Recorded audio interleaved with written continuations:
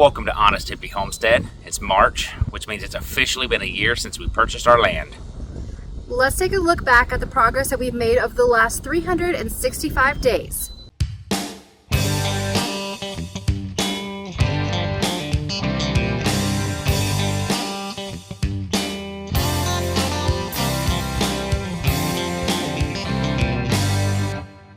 In March of 2024, we made the brave decision to sell our suburban home, and we moved out and we found some raw land in the country to start a homestead. We were so excited and happy to start this homestead journey. Once we closed on our land, the very first thing we did was decide where on the homestead we wanted to put the house. This was important to decide this before we started any of the construction on the land.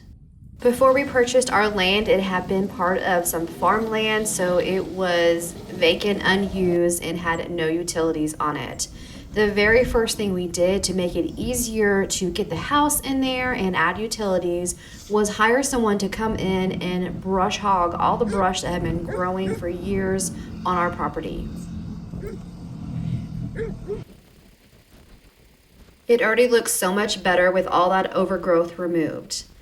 Next, because of our sandy soil, we decided to go ahead and add a driveway to make it easier for our construction guys and the home delivery people to be able to get up into our property and not get stuck in that sandy soil.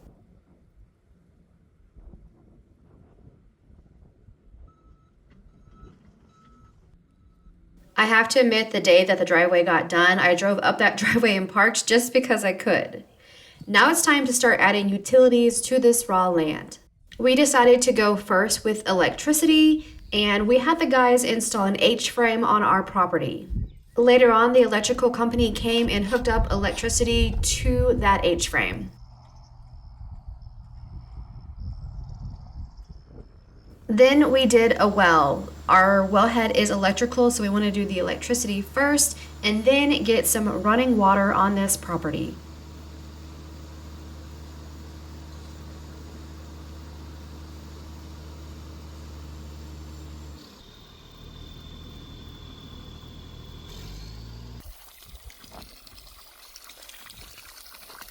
We held off on the septic until after our home had arrived. These are the concrete runners that they installed for our pad to support our mobile home. And I have to say that it was a pretty exciting day, the day I was able to drive down that driveway and finally see our new home on our property. We absolutely love this house and have a tour of our new home in a separate video. I will make sure to link that in the description if you're interested in seeing the inside. After our mobile home was set, it is time to put it in septic, so they came out and dug and installed our septic system.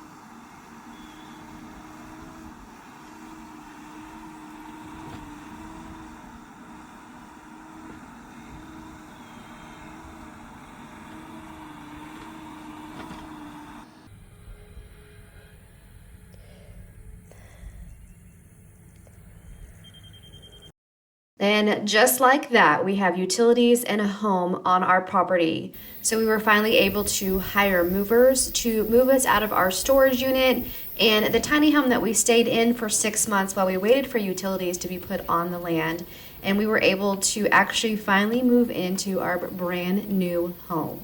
So we bought our land in March of 2024, and we weren't able to move into the home until August of 2024.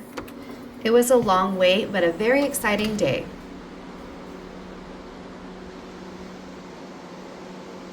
And you can see that our girls settled in very nicely to the new place.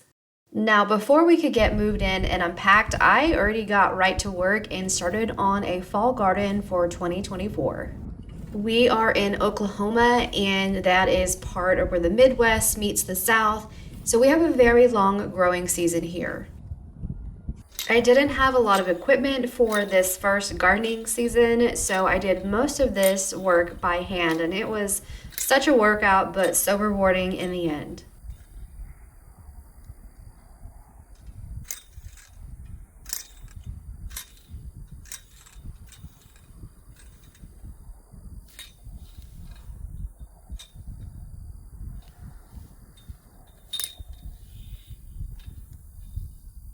Since it was fall, I kept it pretty small and just did corn, some squash, and some cowpeas.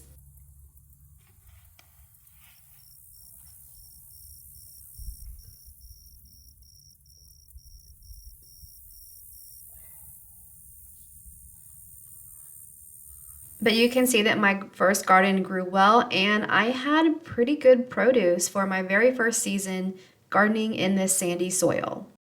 In September, we had to throw up some skirting on our house to save our homeowner's insurance. It's a huge ordeal. And we also learned that having an SUV and not a truck is not ideal for doing large projects like putting up a fence, which is what we did in October of 2024.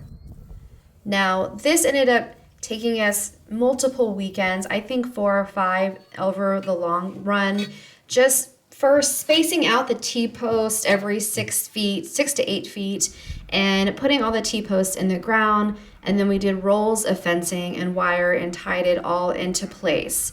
Now, if you have a significant other and you guys can survive doing a fence together, then I think you're going to make it in the long run, because this was a huge task, but it was nice to finally have a fenced in backyard area for our dogs. The fence was the last project we did before winter set in. Malcolm. And our dogs got to experience the first snow and winter here on the homestead.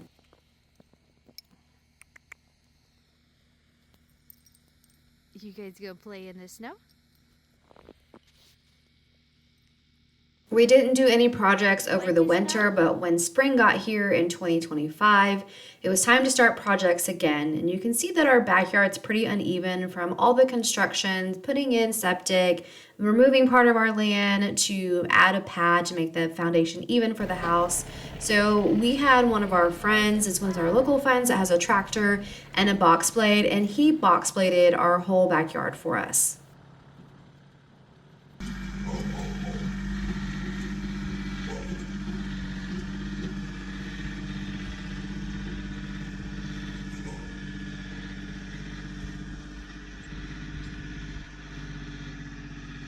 And now it looks so much better, and it should be easier to mow with it being now flat. Late February, early March of 2025, it is time to start thinking about our garden for this year, and I'm excited to have a full year of gardening for spring, summer, and fall. We decided to move the location of our garden this year, and I hired our friend to come and till up the area, and we decided to start with a pretty good sized garden. So our first garden for this year is about half an acre.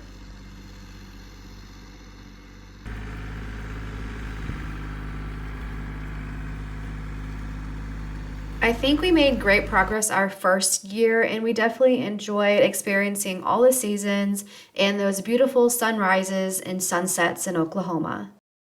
We look forward to the progress and projects we have lined up for our second year on the homestead. If you would like to follow along on that journey, please subscribe to our channel. Our next video will be our full detail of our spring 2025 garden. Until then, happy homesteading.